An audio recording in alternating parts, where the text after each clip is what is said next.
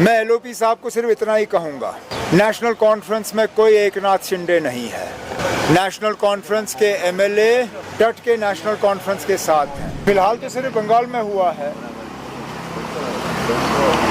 अभी तो 2029 तक हमारे इलेक्शन होने नहीं हैं। आप जम्मू कश्मीर के बारे में क्यों घबरा रहे हो? पहले तो देखें बाकी मुल्क में इसका क्या असर होगा। हमें जो भुगतना था हमने भुगत लिया, हमने इनका डिलिमिटेशन भुगता, और डिलिमिटेशन हमें मालूम है वो सिर्फ बीजेपी और बीजेपी के दोस्तों को फ़ायदा पहुंचाने के लिए किया गया। अब आगे देखते हैं क्या होता है। साहब, आज एलओपी साहब ने कहा कि अगर नेशनल कॉन्फ्रेंस ने किया तो शिवसेना जो होगी, पार्टी में से ही एकनाथ शिंदे निकलेगा।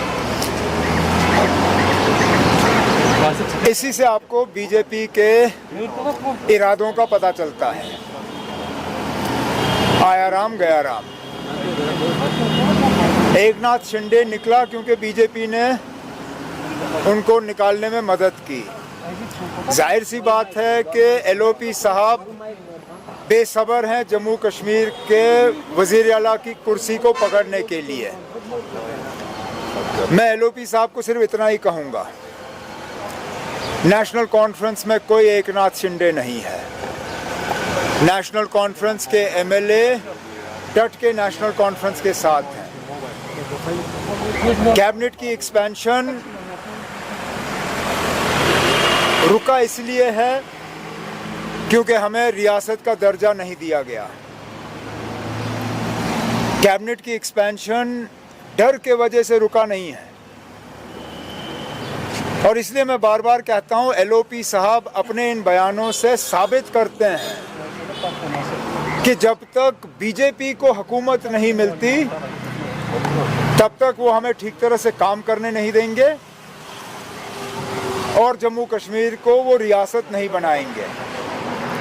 जम्मू कश्मीर के आवाम को और बिलखसूस उन लोगों को जिन्होंने बीजेपी को पिछले इलेक्शन में वोट दिए, उनको इस बात का जो है अब इस चीज़ को याद रखना चाहिए कि ये एलओपी साहब और उनकी पार्टी जो है ब्लैकमेल की सियासत करती है और यहाँ के लोगों को स्टेटहुड के नाम पे जो है डराया और धमकाया जा रहा है। उमर साहब, आपको लगता है कि जो तमिलनाडु में सिचुएशन है वहाँ पे क्लिंटन रूल के चांसेस हैं?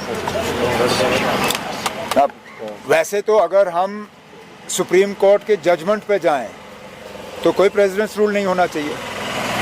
कितने ऐसे केस हैं जिसमें सुप्रीम कोर्ट ने साफ तौर पे ये कहा है कि इलेक्शन के बाद सिंगल लार्जेस्ट पार्टी जो है उनको बुलाया जाना चाहिए और उन्हें मौका दिया जाना चाहिए कि वो असेंबली में जो है अपनी मेजॉरिटी को प्रूव करें। यही हुआ था जब वाजपेयी साहब ने 13 दिन की हुकूमत बनाई। प्रेसिडेंट ऑफ इंडिया ने इंतज़ार नहीं किया कि पहले आप मुझे नंबर दिखाइए। उस वक्त प्रेसिडेंट ऑफ इंडिया ने उन्हें बुलाया, 13 दिन की हुकूमत आई। जब वाजपेयी साहब के पास नंबर नहीं थे उन्होंने इस्तीफ़ा दिया। आज भी अगर आप सुप्रीम कोर्ट के जजमेंट पे जाएं तो राजभवन या आज लोक भवन है, लोक भवन को इस प्रोसेस को रोकने की कोई मतलब जवाजियत नहीं है। विजय को एक गवर्नमेंट फॉर्म करने की इजाज़त दी जानी चाहिए, उनको उसके बाद मौका दिया जाना चाहिए। असेंबली में वो अपनी मेजॉरिटी प्रूव करे तो रहेंगे, नहीं प्रूव करते तो उनको इस्तीफ़ा देना पड़ेगा।